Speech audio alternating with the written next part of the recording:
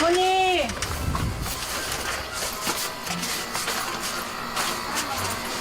저 왔어요. 왔어요. 어머니 안녕하세요. 어머 지금 의리파.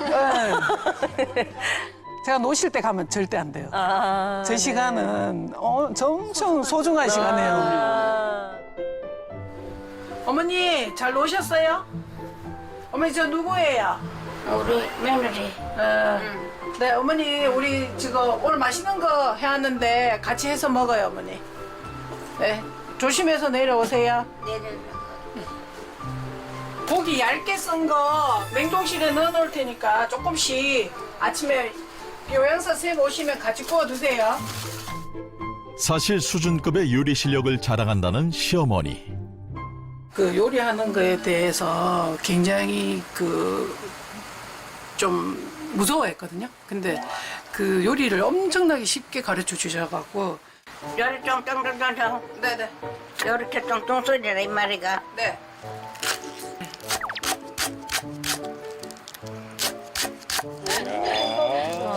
잘 써. 노련하시네요. 가만히 계시면 항상 모든 기능이 퇴화되거든요. 그래서 요리를 통해서 이렇게 모든 기능을 쓸 수 있게 그렇게 많이 해드리는 편이에요. 이 치매가 기억력 문제가 아니라 저런 모든 기능이 포함되는 네. 거기 때문에 칼질 저 정도 하시는 거는 엄청 기능이 좋아진 거예요. 치매 환자의 요리를 만들 때 중요한 건 양 조절. 원래 떡볶이 젊은 사람들이 먹는 양의 반 정도만 넣으면 돼요. 간이 세지 않는 거랑 약간 그 소화 잘 되게 하는 부분 그런 것들을 해서 이제 국물까지 다 드실 수 있게. 건강 떡볶이의 활용 점정은 시어머니가 직접 손질한 토마토. 토마토 넣으시네. 네, 저희 냉장고에 항상 토마토가 안 떨어져요. 토마토는 그 생것보다는 익혔을 때 라이코펜 흡수율이 굉장히 좋아져요. 토마토에 있는 항산화 성분인 라이코펜이 그 치매에 굉장히 많은 도움을 줘요. 근데 씹어서 그냥 많이 드시기에는 생각보다 쉽지 않아요. 그래서 뭐 떡도 좋아하시니까 떡볶이에 응용하면 괜찮겠더라고요. 떡볶이를 너무 좋아하는 시어머니에게 맞춘 건강 식단. 토마토 떡볶이 완성입니다. 조금씩 드세요. 뜨거울라. 예전 거보다 훨씬 부드럽죠? 부드럽단 말이 그걸 좀 익었다. 많이 익었죠, 그죠? 개 들고 가쁘게 앉아 먹어라.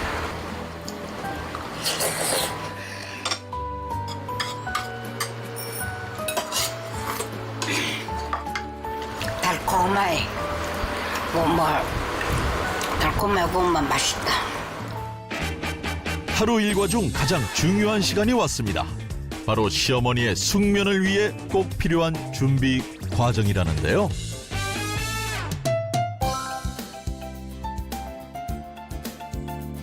밤만 되면 챙겨 먹고 있다는 이것. 어머니 지난번에 매일 드셨던 거 이거. 시어머니의 숙면과 전신 건강을 위해 꾸준히 챙겨드리고 있다는 이것. 뭘 이제 드시네요. 잘 먹습니다. 아 이거 식물성 멜라토닌인데요. 제가 어머니 이제 치매지면 안 되니까 계속 자료나 이런 것들을 많이 검토를 하는데 뭐 괜찮은 제품이 있어서 드시도록 했죠. 김선희 씨도 시어머니와 함께 식물성 멜라토닌을 챙겨 먹는다고 하는데요. 저희 외가 쪽에 할머니가 엄청 심한 치매셨어요. 그래서 어머니 모시고 이렇게 여러 가지 현상을 보니까 효과가 있는 것 같더라고요. 그래서 저도 치매 예방을 위해서 같이 먹고 있어요. 숙면 준비를 위한 마지막 과정은 며느리 손이 약손, 며느리가 해주는 마사지 타임. 마사지 크림으로 마사지를 해드리고 있는데 거동을 잘 못하시니까 팔이나 다리들이 많이 저려요. 그래서 자, 머리 잠깐 올려요. 나도 몰래 자꾸 도망간다.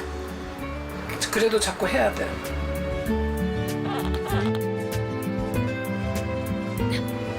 아이고 좀 그만 진짜. 아이고 아파. 저렇게 목 림프절을 마사지를 해주시면은 혈액순환뿐만 아니라 뇌 척수액의 흐름을 원활하게 해서 치매 예방에 도움이 되거든요. 아주 잘하고 계십니다. 그래 어야 진짜 우리 집하고 고생 많이 하고 고맙다. 진심이죠. 맞아요. 진심이 느껴집니다, 두 분한테, 진짜. 어머, 건강해지셨어요. 우리 박수 한번 보내드려볼까요? 아유, 애 많이 쓰셨습니다. 예, 정말 애 많이 쓰셨습니다. 정말 두 눈을 의심케 했습니다. 맞아요. 너무너무 건강해지셨고요. 너무너무 대단하십니다. 아니, 선생님, 가능한 일이에요? 흔하지 않은 케이스입니다. 네. 이게 보통 치매 환자의 기대 여명은 이 진단을 받은 후부터 짧게는 3년, 그리고 길게는 20년 정도까지 보는데요. 평균적으로는 9.3년 정도 생존하는 것으로 알려져 있습니다. 근데 문제는 이 생존이 중요한 게 아니고 치매 환자는 시간이 지날수록 거의 누워만 계시다가 그 기능을 못하고 돌아가시는 경우가 정말 많거든요. 근데 지금 우리 어머님은 너무 기능을 잘하시는 단계라서 여명 문제가 아니라 너무 잘 관리가 되고 계신 것 같아요. 저도 처음에는 이게 가능하리라는 생각을 못했어요. 의사 선생님도 그 병원에 오지 마라 하시지. 그래서 이게 불가능하겠구나라고 생각을 했는데 네. 근데 자꾸 더 좋아지세요. 네네. 그래서 엄청 가끔 힘들 때도 있어요. 너무 건강하셔서. 저도 그렇지만 방송 보시는 분들이 도대체 그 비결이 뭘까 궁금해하시면서 나도 저런 며느리 있었으면 좋겠다 하실 것 같은데. 부럽다. 자, 그 비결이 도대체 뭘까요? 치매를 예방하는 호르몬을 굉장히 잘 관리하신 것 같은데요. 네. 우리가 이게 나이가 들수록 꼭 필요하고 사수해야 한 호르몬의 정체, 네. 바로 멜라토닌입니다. 아, 네. 호르몬의 정체가 멜라토닌이었군요. 실제로 멜라토닌은 어떤 호르몬보다도 중요한 역할을 하는데요. 이 몸의 생체 시계를 조절해서 전신의 건강 밸런스를 잡아줍니다. 멜라토닌은 뇌 시상하부에 있는 이 솔방울처럼 생긴 송과체에서 분비되는데요. 이게 1차로는 뇌 척수액을 통해서 뇌로 스며들게 되는데 이제 이때 신경세포 사이사이로 들어가서 아까 얘기 드렸던 치매의 주범인 독성 단백질 베타아밀로이드 같은 이런 물질들을 잘 청소해주게 되는 거죠. 이렇게 이제 뇌 속을 이렇게 순환하면서 베타아밀로이드를 청소를 해주고 있군요. 네네. 아까 이 독성 물질은 누구나 쌓이는데 좀 제거가 된다고 했잖아요. 네. 이게 멜라토닌이 큰 역할을 해주는 건데 이게 멜라토닌이 적어지면 이제 이런 것들이 많이 부족해지게 돼요. 그렇겠네요. 인류를 위해서는 그 멜라토닌을 엄청 제조해야 될 것 같은데. 실제로 베타 아밀로이드는 구조적인 특성상 끈적끈적해서 서로 쉽게 뭉친 상태로 뇌에 쌓이게 되는데요. 네. 만약 베타 아밀로이드가 제때 씻겨나가지 못한 채 계속 쌓이면 끈적한 성질에 의해서 그물 같은 응집 구조가 되는 것입니다.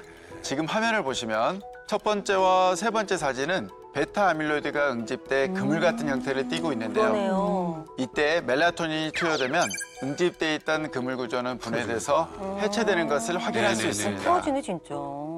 그럼 이 멜라토닌이 몸에서는 잘 안 생기는 건가요? 이 멜라토닌이 15세까지는 최고조에 이르면서 증가를 해요. 하지만 이 나이가 들수록 체내 분비량이 급격하게 감소하게 되는데요. 20세부터 대폭 줄어든 멜라토닌은 55세 이후가 되면요. 약 90%까지 감소하게 됩니다. 어머나, 그러면 60세부터는 선생님 어떻게 돼요? 55세 이후가 되니까 90%보다 더 줄어들게 되는 거죠. 예.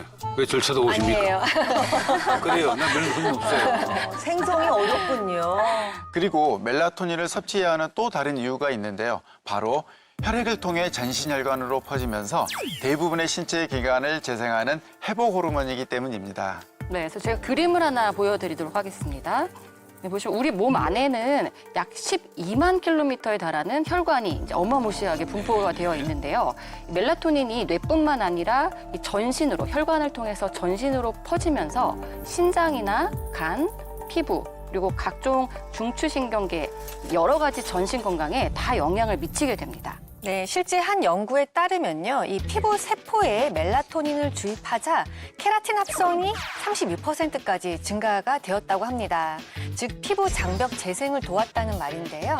또 멜라토닌을 투여받은 전립선암 환자는 평균 13개월 더 생존을 했고요. 사망 위험 역시 2배 이상 감소됐다는 연구 결과가 있습니다. 이거 보니까는 진짜 한마디로 멜라토닌이 머리부터 발끝까지 그냥 쫙 온몸에 퍼지신 것 같은데 선생님 이게 어떻게 가능한 건지 설명을 좀 듣고 싶어요. 네, 이 멜라토닌 호르몬의 특성 중 하나가요. 친유성 그리고 친수성을 동시에 갖고 있기 때문입니다. 친유성, 친수성 무슨 이름 같습니다. 네. 전유성 선생님 잘 아는데 그렇죠, 말이죠. 아실 것 같아요. 네. 이름 같아요. 그렇죠. 네. 쉽게 좀 설명을 해드리자면 이 멜라토닌은 아까 제가 친수성이라고 말씀드린 물과 잘 섞이는 성질 그리고 기름과 잘 섞이는 성질인 친유성을 모두 갖고 있습니다. 친수성과 친유성을 쉽게 이해하기 위해 실험을 하나 준비했습니다.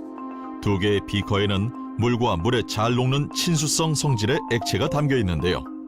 물을 먼저 부은 다음 친수성 성질 액체를 부으면 젖지 않아도 두 액체가 빠르게 섞이는 걸 볼 수 있습니다. 그렇다면 친유성 실험은 어떨까요? 이번엔 식용유와 물을 준비했습니다. 마찬가지로 물을 먼저 붓고 식용유를 부어보는데요. 역시나 물과 기름은 섞이지 않고 분리되어 있는 모습을 볼 수 있었습니다. 그런데 만약 이 둘을 섞어보면 어떻게 될까요?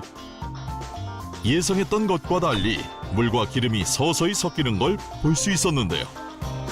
섞는 걸 멈추더라도 한번 섞인 물과 기름은 다시 분리되지 않고 결합된 모습을 확인할 수 있었습니다.